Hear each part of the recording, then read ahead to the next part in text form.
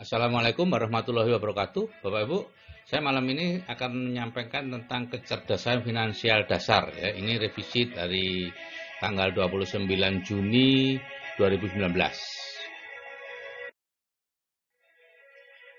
Masalah kita saat ini adalah sistem pendidikan kita yang hanya melatih kita untuk cara mencari nafkah, menjadi dokter, menjadi jaksa, hakim, ekonom, dan lain-lain. Belum ada pendidikan formal atau informal yang melatih kita untuk mengatur penggunaan uang yang kita peroleh.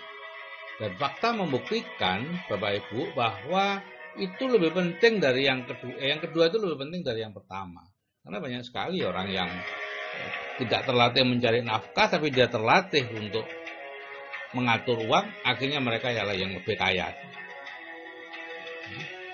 Jadi rata-rata kita kecerdasan finansialnya rendah. Ini faktanya Bapak Ibu ya. Setelah usia 65 tahun di Amerika Serikat, ini Amerika Serikat Bapak Ibu, ini negara yang dikenal sebagai negara kaya.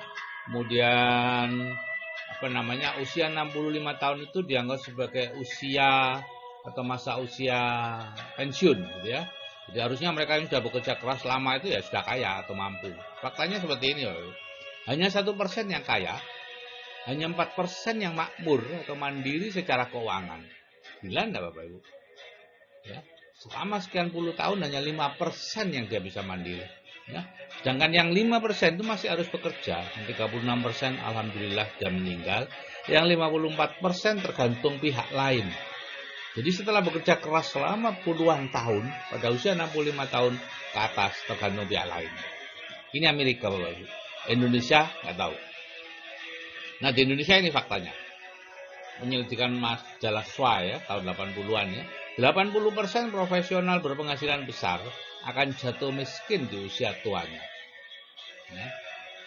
Kemudian ini di Amerika juga 90% penerima lotre besar akan jatuh miskin 3 tahun setelah terima lotre. Ya. Jadi ini semua menunjukkan bahwa kecerdasan finansial kita rendah sehingga cara mengatur keuangan kita pun rendah.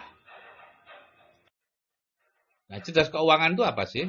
Yaitu mengerti 5 peraturan dasar keuangan. Yang pertama, membedakan aset dan beban, mengerti arus uang atau cash flow, mengetahui cara menggunakan uang, memahami penghasilan aktif dan pasif, dan mengetahui definisi kaya dan miskin. Ya, itu adalah cerdas secara keuangan. Saya akan bicarakan dengan cepat satu persatu karena nanti beberapa item akan ada pembicaraan sendiri ya, ada video yang tersendiri yang lebih detail. Yang pertama, peraturannya membedakan aset dan beban, gitu ya. Nah, aset itu apa? Aset adalah segala sesuatu yang bisa memberikan penghasilan kepada kita, rutin ya, penghasilan setiap bulan. Seperti saham, real estate, bisnis, ternak, lahan produktif. Jadi ini bukan karena peningkatan nilai. Misalnya Anda punya tanah nganggur, ya tanah nganggurnya setelah sekian tahun nilainya naik, itu bukan aset. Kan tanah nganggur itu tiap bulan tidak menerima hasil, ya kecuali itu Anda sewakan. Ya. Begitu juga uang dolar misalnya Anda simpan atau apa sekarang terkenal, oh itu Bitcoin Anda simpan, itu bukan aset Bapak Ibu.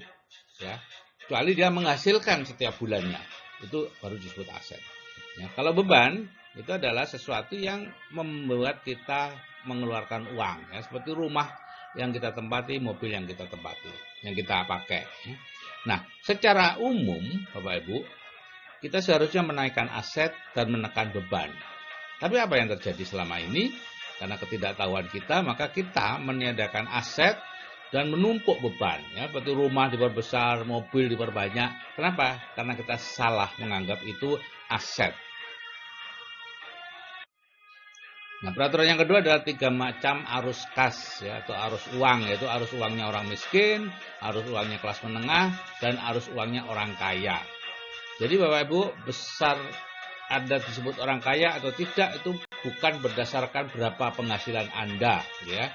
Tapi Anda disebut makmur atau kaya kalau Anda memiliki arus uangnya orang kaya. Sesederhana itu Bapak Ibu, ya. Jadi kalau penghasilan Anda 100 juta sebulan tapi arus kasnya orang miskin, Anda orang miskin Bapak Ibu, ya. Nah, ini akan ada yang pembahasan lebih lanjut ya. Jadi arus kas itu, arus uang itu menyangkut 4 ini ya, pemasukan, pengeluaran, aset, dan beban. Artinya tergantung, misalnya pemasukan dari mana? Dari gaji, honorarium, atau dari keuntungan bisnis yang Anda kelola sendiri gitu ya, atau dari dividen, keuntungan bisnis yang dikelola orang lain, sewa dari lahan kita, dan lain-lain ya. Itu semua pemasukan, dan itu yang membedakan apakah Anda kelas menengah, Anda harus miskin atau orang kaya gitu ya. Pengeluaran, aset, beban ya, itu semua jadi semua menentukan ya. Jadi Anda disebut kaya atau miskin tidak tergantung berapa besar penghasilan Anda, tetapi tergantung bagaimana sifat penghasilan Anda dan dari mana penghasilan Anda itu Anda peroleh, apakah dari pekerjaan ataukah dari aset. Kalau dari pekerjaan, Anda tidak pernah disebut sebagai orang kaya ya, kalau Anda penghasilannya dari pekerjaan sebesar apapun ya, seperti itu. Nanti Anda belajar lagi di pembicaraan tentang cash flow. Nah, terus peraturan yang ketiga adalah tipe orang dalam menggunakan uang. Ada 3 tipe menggunakan uang. Yang belum didapat itu tipe peminjam, umumnya senang hidup mewah, selalu dalam posisi hampir bangkrut ya. Nah, tipe penabung itu menggunakan uang yang sudah didapat ya, atau beli cash segala sesuatunya. Ini sedikit lebih lama sebelum bangkrut kalau terjadi sesuatu dengan pencari nafkah. Nah, yang ketiga ini ada tipe investor. Ini sebagian penghasilan disisihkan dan secara hati-hati diinvestasikan, menghasilkan, dan inilah yang hidup nyaman. Yang keempat adalah Anda bisa memahami apa itu penghasilan aktif dan penghasilan pasif ya. Penghasilan aktif itu disebut earned income, itu penghasilan yang diperoleh dari pekerjaan ya, sifatnya hanya sementara, tergantung pada kondisi kita. Begitu Anda sakit, meninggal, Anda tidak dapat penghasilan. Dan penghasilan ini tidak dihitung dalam menilai kekayaan seseorang ya. Dan ini tidak terlalu bermanfaat untuk keturunan kita ya. Semuanya tergantung pada diri Anda sendiri dan umumnya didapat tanpa sistem ya. Dan ini oleh Robert T. Kiyosaki disebut sebagai uang yang salah. Bapak Ibu, saya betul-betul frustrasi mendengar ini karena selama 20 tahun lebih saya bekerja sebagai dokter, membaca hasil yang saya peroleh itu adalah uang yang salah. Awalnya saya berontak, Bapak Ibu, kok enak betul Robert T. Kiyosaki menjudge orang.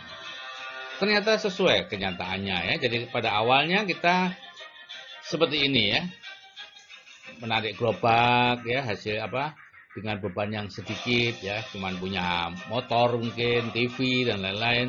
Makin lama apa yang terjadi Bapak Ibu? Semakin tinggi beban kita ya, dan kita harus tarik itu sendirian, dan itulah yang terjadi. Dan suatu saat kita tidak bisa bekerja lagi, ya sudah selesai semuanya. Ini penghasilan aktif. Jadi semakin besar penghasilan aktif Anda, semakin stres Anda, dijamin. Yang kedua penghasilan pasif, ya, atau disebut juga residual income, penghasilan yang berasal dari aset. Sifatnya permanen, tidak tergantung pada kondisi kita, ya, dan ini dihitung dalam menilai kekayaan seseorang. Sangat bermanfaat untuk keturunan kita. Umumnya melibatkan banyak orang dan ada sistem, ya. Dan ini yang sering disebut sebagai uang yang benar, ya. Jadi semakin besar penghasilan pasif Anda, semakin tenang kehidupan Anda, ya. Jadi nggak apa-apa Anda berjuang mendapatkan penghasilan aktif, tapi itu harus segera dialihkan jadi penghasilan pasif.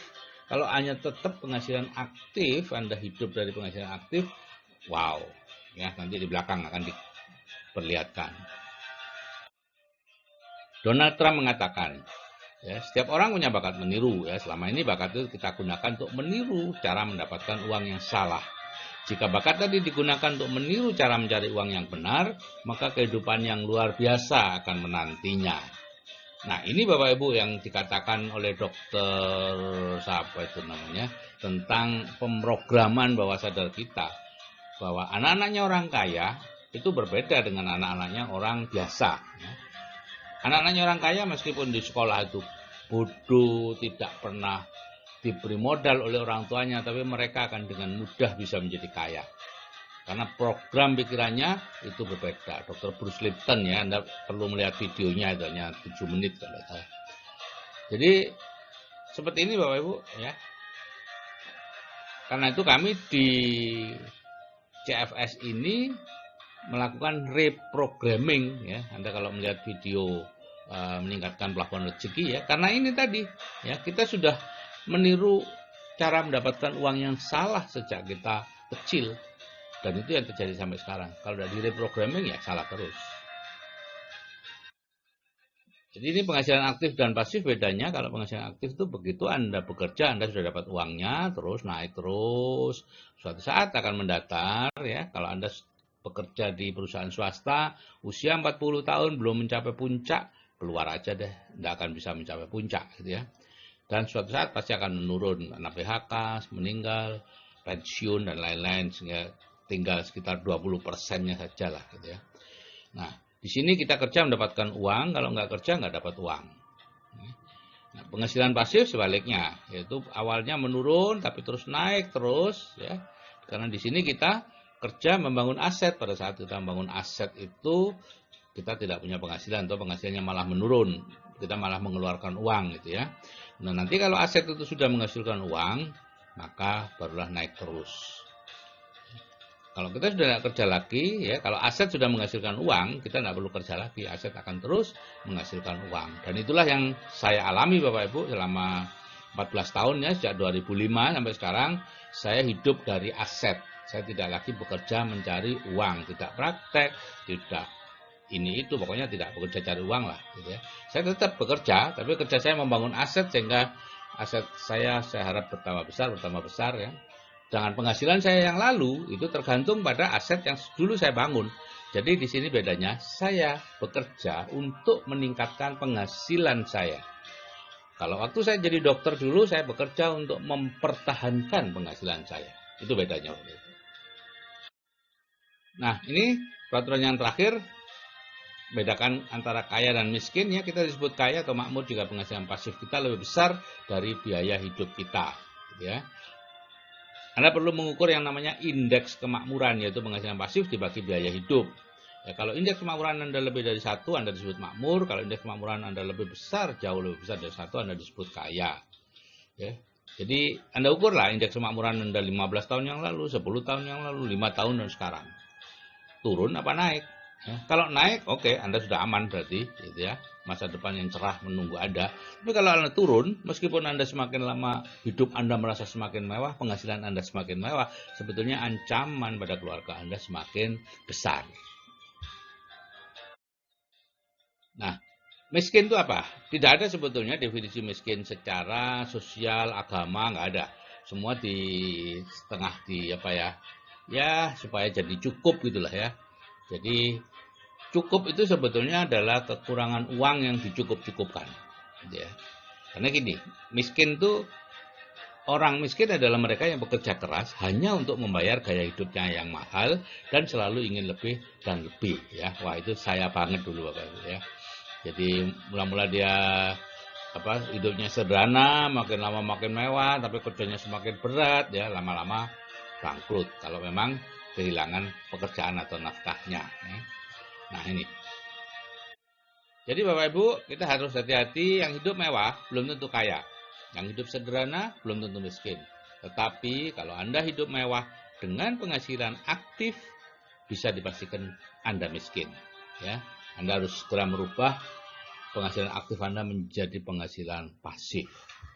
Tidak mudah, tapi bisa. Penerapan kecerdasan finansial seperti ini nanti akan dibahas lagi secara khusus dalam sebuah video, ya. Yaitu yang pertama, hilangkan kredit konsumtif, Bapak Ibu, ya. Yang kedua, pertahankan tingkat kehidupan Anda.